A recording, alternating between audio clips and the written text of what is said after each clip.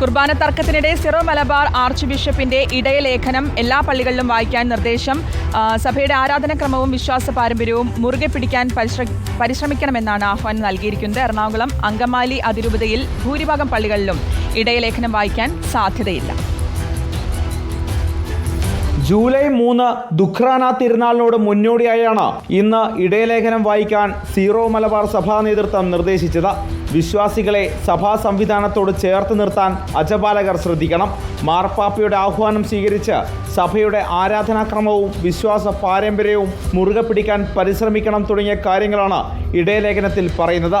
അനൈക്യവും അനുസരണക്കേടും വിതച്ച വലിയ വിപത്തുകളെ നേരിട്ടവരും അതിൻ്റെ തിക്തഫലങ്ങൾ കണ്ടുകൊണ്ടിരിക്കുന്നവരുമാണ് നമ്മളെന്നും ഇടയലേഖനത്തിൽ പറയുന്നുണ്ട്.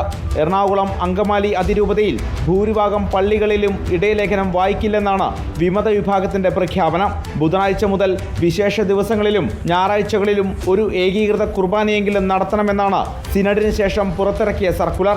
എന്നാൽ നിർദ്ദേശം അംഗീകരിക്കില്ലെന്നാണ് വിമത വിഭാഗം വൈദികരുടെയും അൽമായ മുന്നേറ്റത്തിൻ്റെയും നിലപാട്. റിപ്പോർട്ടർ, കൊച്ചി.